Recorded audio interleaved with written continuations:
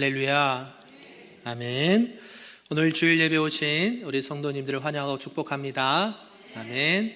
오늘 예배와 또 성찬 예식을 통해서 하나님의 크신 은혜가 우리에게 있기를 간절히 소망합니다. 아멘.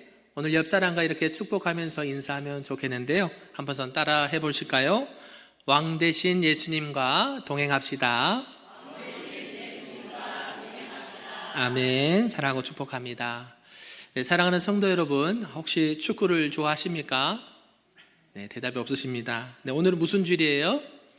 종려주일입니다. 종려주일은 바로 예수님께서 나귀를 타고 예루살렘에 입성한 사건을 기념하는 주일로 지키는 것이고요, 예수님을 우리의 진정한 왕으로 또 인정하고 그분을 따라가야 하는 것이 중요하다라는 말씀을 하고 있다라는 것이죠.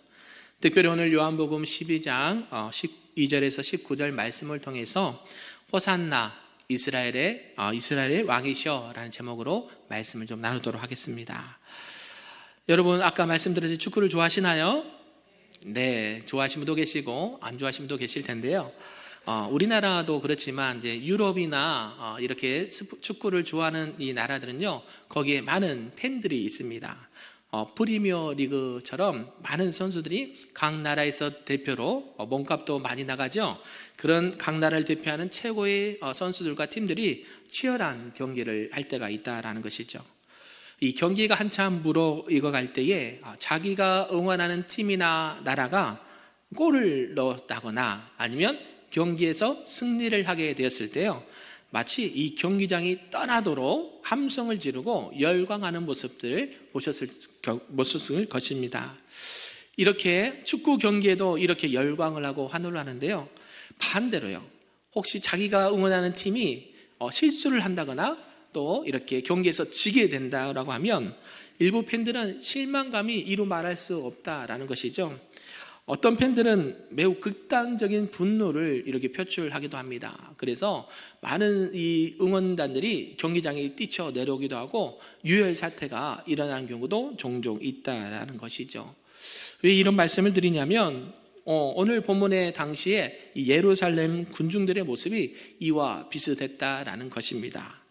당시 그들은 예수님을 이렇게 모실 때에 정치적인 메시아 또 군사적인 왕으로 보고 그를 환영했다라는 것입니다.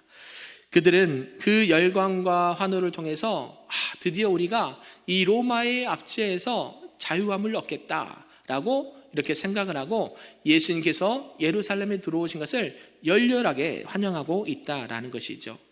그런데요, 그 열렬히 환영했던 이 많은 이스라엘 백성들과 군중들은 시간이 얼마 지나지 않아 그게 비난으로 또 화살로 다가왔다라는 것이죠.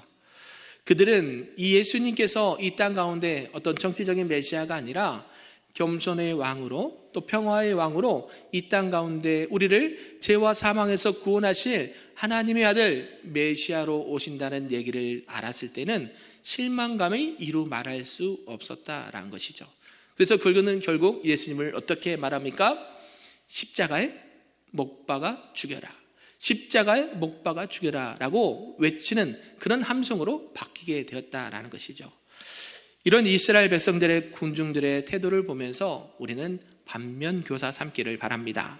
그래서 우리가 오늘날 이 땅 가운데 예수님을 어떻게 맞이하고 또 어떻게 그분을 따라가야 되는지 오늘 말씀을 통해서 잠시 살펴보도록 하겠습니다.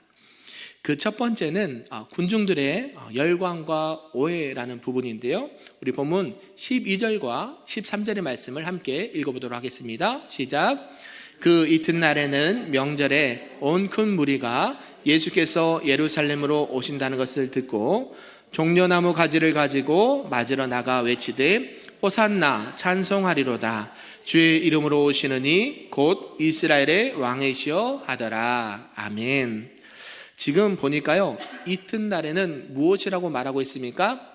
명절이었다고 말해요. 이스라엘의 명절, 무슨 명절이 기억납니까? 유월절이 지금 이 이스라엘 지역에, 예루살렘 지역의 명절이기 때문에 많이 흩어져 있던 이 이스라엘 백성들, 유대인들이 지금 어디로 모여 있습니까?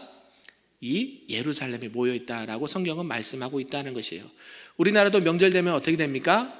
가족들을 찾아서 또 부모님을 찾아서 모여드는 것처럼 지금 이 유대인들과 이스라엘 백성들은 유대절, 이 유월절을 맞이해서 지금 많은 사람들이 지금 예루살렘에 모여 있는 상황입니다. 그때 어때요? 지금 누가 오시는 거예요? 예수님께서 지금 예루살렘 성으로 입성하신다는 이야기를 지금 보고 듣고 있다는 것입니다. 왜 이들이 이렇게 열광을 하고 있을까요? 그냥 예수님이 오시면 오는갑다라고 생각하면 되는데요. 지금 뭐예요? 우리가 지난주에 요한복음 11장 말씀을 살펴보았습니다. 7번째 마지막 표적이 어떤 사건이었습니까? 죽은 나사로를 다시 살리신 사건이 기록되어 있지 않았습니까? 지금 죽은 나사로를 살리신 그 예수님이 어디로 들어오신다? 예루살렘으로 들어오신다는 얘기를 들었단 말이에요. 그러니까 어때요? 열광을 하고 환호를 하고 있다는 것입니다. 드디어 이 예수님이란 분이 이 예루살렘에 오셔서 우리를 이 로마의 압제에서 해방시켜 주실 것이야. 우리 인생의 모든 생사복의 문제를 해결해 줄 거라고 지금 이렇게 기대가 많이 찬 모습으로 환영하고 있다라는 것이에요. 그런데 그 환영하는 모습이 좀 독특하죠? 그 수많은 군중들의 손에 지금 뭐가 달려 있습니까? 들려 있습니까? 종려나무 가지를 들고 있다는 거예요. 종려나무, 그죠? 이 종려나무를 가지고 예수님을 환영했다라고 말씀하고 있다는 것이에요. 그래서 뭐라고 외칩니까? 호산나, 호산나, 그죠? 호산나, 호산나, 예수님 어서 오시옵소서라고 지금 이렇게 환영을 하고 있다는 것이에요. 여러분이 잘 알고 있듯이 호산나의 뜻이 무엇일까요? 바로 주여 우리를 뭐해 주옵소서? 구원하여 주옵소서. 여러분이 찬양도 부르잖아요. 이 호산나라는 이 의미에는요, 주여 우리를 뭐해 주옵소서? 구원해 주옵소서라는 의미를 담고 있다라는 것이죠. 그래서 예수님을 메시아로 기대하는 그 감정이 매우 지금 이렇게 최고조에 올랐다라는 것을 알 수가 있습니다. 그리고 이 손에 들려있던 이 종려나무 가지도요, 의미가 있다라는 것이에요. 그냥 나무 가지를 흔든 게 아니라 무슨 나무요? 이 종려나무 가지를 일부러 이 가지를 손에 들고 흔들고 또 예수님이 오는 그 길에 바닥에 쭉 깔아드리면서 예수님이 지금 예루살렘의 왕으로 들어오신다는 것을 환영하고 있어요. 이 종려나무 가지는요, 승리와 구원을 상징하는 이 나무입니다. 그래서 이들의 열광적인 환호와 이 열광은 예수님을 자신들의 영적인 구원보다 이 세속적인 승리에 더 주목한 환호였고 열광이었다라는 것을 보여준다라는 것이죠. 사랑하는 성도 여러분, 우리도 신앙생활할 때 이런 오해를 할 수가 있다라는 것이죠. 우리는 예수님을 통해서, 교회를 통해서 무엇을 기대하고 계십니까? 우리의 기도와 고백이 혹시 너무 세속적이거나 또 자기 중심적인 사고로 기도하지는 않으십니까? 그렇지 않은지 우리를 한번 뒤돌아보셨으면 좋겠습니다. 우리의 참된 구원은 예수님께서 이 땅 가운데 오신 이유와 목적이 뭐예요? 우리를 어디에서 구원하시기 위함입니까? 죄와 사망에서부터 구원하시기 위한 그런 하나님의 아들 메시아로 오셨다라는 사실을 꼭 기억하셨으면 좋겠습니다. 그래서 우리가 신앙생활할 때에 우리가 예수님을 믿어서 이 땅 가운데 잘 먹고 잘 살고 장수하고 잘 되고 형통하는 것 좋습니다. 그러나 본질이 아니에요. 그건 뭐예요? 예수님이 지금 왜 오셨어요? 저와 여러분의 죄를 위해서 그 죄를 대속하시기 위해서 지금 이 땅 가운데 오시고 3년 동안 공생의 사역을 하시고 지금 어느 시점에 있습니까? 그 모든 사역을 지금 마무리하는 단계에 왔다는 것이죠. 그러면서 뭐예요? 예수님께서 저와 여러분을 구원하시기 위해서 이제 마지막 그 관문을 통과하고 있다라는 사실입니다. 저와 여러분도 이런 은혜가 있기를 소망합니다. 우리가 신앙생활할 때 그냥 교회에 와서 예수님 믿는 게 내가 잘 되고 형통해서 신앙생활해야지, 그것도 맞지만 그게 본질이 아니고 결국 예수님이 나의 죄를 위해서 십자가에 달려 죽기까지 우리를 사랑하신 그 대속의 죽음의 은혜가 우리에게 있기를 소망합니다. 예수님이 오신 목적이 바로 그렇다는 거예요. 그러면서 두 번째로 볼 것은 겸손과 평화의 왕으로 오신 예수님이다라는 말씀입니다. 우리 본문 14절과 15절 말씀을 함께 크게 읽어보도록 하겠습니다. 시작. 예수님 한 어린 나귀를 보고 타시니 이는 기록된 바 시온에 따라 두려워하지 말라. 보라, 너희 왕이 나귀 새끼를 타고 오신다함과 같더라. 아멘. 이 예수님께서 한 어린 나귀를 타고 오신 모습, 이것은 그냥 우연히 그냥 갑자기 생긴 일이 아니다라는 것은 성경을 말씀해 주고 있어요. 이것은 구약의 이 스가랴 선지자가 9장 9절에서 말씀하신 부분입니다. 이는 기록된 바, 스가랴 9장 9절에 기록된 바, 시온에 따라 두려워하지 말라. 보라, 너희 왕이 나귀 새끼를 타고 오신다 함과 같더라. 지금 이 스가랴 선지자가 예언했던 그 말씀을 어떻게 하시는 거예요? 실제로 시간이 훨씬 지나서 지금 그 예수님이 실제로 메시아로 오셨는데 어때요? 어린 나귀를 타고 들어오신다라는 것을 이루신다라는 말씀이에요. 저와 여러분이 신앙생활 할 때요, 하나님의 말씀이 어떻게 된다고 약속을 하셨습니까? 그대로 이루어진다라는 말씀이에요. 그게 언약의 말씀이에요. 하나님께서 우리에게 주신 말씀은 어떻게 될까요? 그대로 이루어진 역사가 오늘날에도 이루어진다라는 말씀입니다. 지금 이 시대에 예수님께서 오시고 우리를 구원해 주셨어요. 그게 이때 과거의 이 이스라엘 백성들을 구원하기 위함인가요? 아니죠. 오늘날에도 예수님께서는 저와 여러분의 죄를 담당하시기 위해서 어때요? 십자가에 죽기까지 우리를 사랑하셔서 그 대속의 죽음을 담당하러 오셨다라는 사실입니다. 이것은 결국 구약에 예언한 하나님의 말씀을 이루신다라는 것을 보여주고 있다라는 것이죠. 그러면서 그 예수님의 오심은 겸손과 평화의 모습으로 오신다라는 것을 말씀해 줍니다. 우리가 세상에 많은 군왕들은 어떻습니까? 세상에 힘 있는 나라들은 주로 어떤 거를 타고 오나요? 이때 당시에 말을 타고 오죠.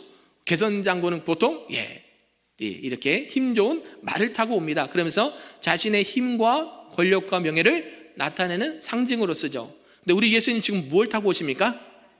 낙인데 그것도 어린 나귀, 새끼 나귀를 타고 오시는 거예요. 그죠? 자, 행진하자. 뭘 타고요? 어린 나귀를 타고 오시는 거예요. 일반 세상의 왕들과는 전혀 차원이 다르다는 것입니다.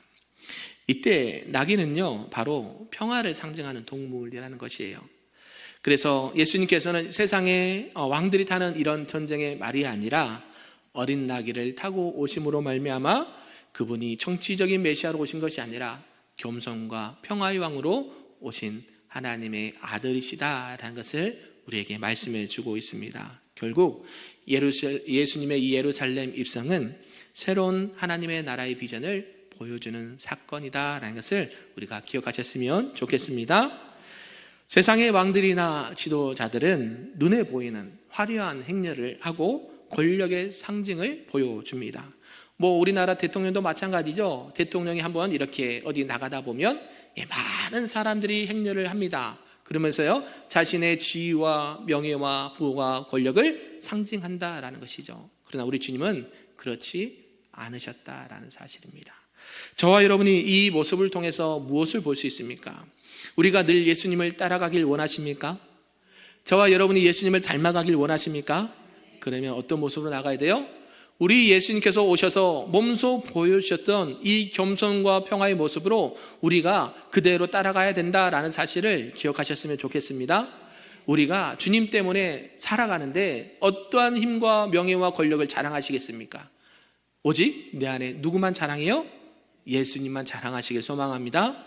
내가 주님 안에서 내가 내세울 게 뭐가 얼마나 크고 좋겠습니까? 아니요. 우리 안에 있는 것은 주님 보시기에 너무나도 작고 미약한 거예요. 그러나 내 안에 계신 예수님의 모습을 따라 내가 예수님을 따라가는 제자가 되길 원합니다. 그러면 어때요?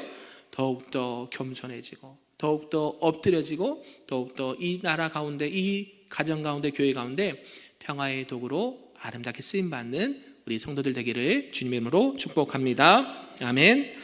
마지막 세 번째는 제자들이 성령으로 깨닫는 진리를 말씀하고 있다라는 것이죠.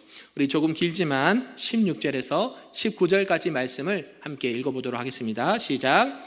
제자들은 처음에 이 일을 깨닫지 못하였다가 예수께서 영광을 얻으신 후에야 이것이 예수께 대하여 기록된 것임과 사람들이 예수께 이같이 한 것임이 생각났더라.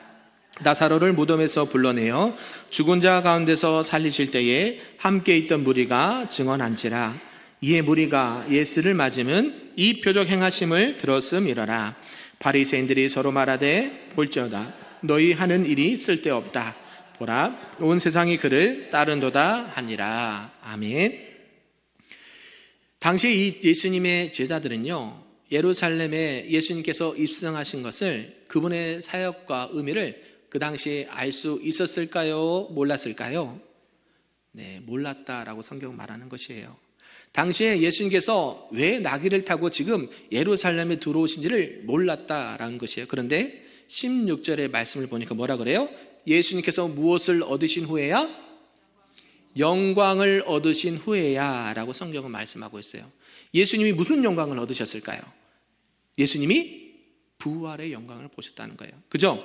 예수님께서 십자가에 죽으시고 죽은 지 며칠 만에, 3일 만에 부활하셨을 때 결국 이 예수님의 영광을 본 후에야, 그때 예수님이 그렇게 하셨던 이유가 지금 구약의 스가랴 선지자가 말했던 하나님의 말씀을 그대로 이루시기 위함이었구나라는 것을 알게 되었다는 사실이에요. 저와 여러분이 지금 하나님의 뜻을 잘 모르십니까? 괜찮아요. 언제요? 시간이 지나면 하나님께서 알려주세요. 어떻게 해요? 성령님께서. 저와 여러분이 지금 당장에 왜 이렇게 하나님을 믿는지, 왜 이렇게 우리가 힘든지를 모를 때가 있어요. 그러나 시간이 지나면요, 하나님께서, 성령님께서 알게 해주셔요. 무엇 때문에? 말씀 가운데, 그래, 하나님의 말씀이 이렇기 때문에 그때 당시에 이렇게 했었어. 지금 당장 모를 수도 있어요. 어때요? 제자들처럼. 제자들은 어때요? 예수님 왜 그렇게 들어오셔야 되는지 이해를 하지 못했어요. 왜? 당당하게 세상의 왕들처럼 말을 타고 지금 힘차게 가도 시원찮을 판에 예수님은 충분히 그러고도 남으실 분이에요. 수많은 무리와 궁중들이 지금 따르는 거예요. 세상의 정치가들도 어때요? 많은 사람들이 따르잖아요. 그가 잘했던 잘못했던 간에 어때요? 많은 사람들이 지금 따라가지만 예수님은요, 어린 나귀를 타고 예루살렘에 입성했다는 것이 그때는 이해가 되지 않았는데, 언제요? 예수님이 십자가에 죽고 3일 만에 부활하시고 그들에게 직접 나타냈을 때 그들은 하나님의 영광을 보게 되었다라는 사실입니다. 믿으십니까? 결국 우리의 신앙은요, 멈춰 있는 게 아니에요. 우리의 신앙은 결국 같이 유기적으로 연결되어 있고 점진적인 성장의 과정이 있다라는 사실을 꼭 믿으시길 바랍니다. 하나님의 계획은요, 때로는 즉각적으로 이해되지 않을 때가 있어요. 하지만 시간이 좀 지나면 하나님의 뜻과 섭리를 우리 성령님께서 알게 해주시고 이해하게 해주실 줄로 믿습니다. 죽은 나사로가 다시 살아남을 보고 당시 예수님을 따르던 많은 무리들이 이를 거부하며 예수님을 적대시하던 이 바리새인들의 대조적인 반응은 우리가 어떠한 자세로 예수님을 맞이해야 될지를 고민하게 한다라는 사실이죠. 그러므로 저와 여러분은 늘 성령님의 은혜를 구하시길 바랍니다. 하나님의 말씀이 지금 당장에는 이해가 되지 않는다 하더라도 하나님의 말씀이 그대로 이루어지고 성취되는 역사가 저와 여러분의 신앙과 삶 속에 그대로 나타나고 증거되기를 소망합니다. 그런 가운데 오늘은 종료주일과 성찬 예식으로 하나님 앞에 나가고자 합니다. 예수님이 진정한 우리의 왕이 되십니다. 그분의 희생과 사랑을 특별히 묵상하는 시간이 되길 원합니다. 특별히 이 성찬 예식은 단순히 떡과 잔을 나누는 의식이 아니라 예수님의 십자가를 기념하고 그분의 희생과 사랑을 직접 체험하는 예배의 한 부분입니다. 떡은 우리가 잘 알듯이 찢기신 예수님의 몸이고, 또 피는 예수님의 잔은 예수님의 피를 상징한다라고 볼 수가 있는 것이죠. 그러므로 우리가 오늘 성찬에 경건하게 참여하면서 우리의 신앙을 새롭게 하시고 예수님의 희생을 따라 오늘도 주님을 닮아가시는 우리 금빛교회 모든 성도님들 되시기를 주님의 이름으로 축복합니다. 아멘. 우리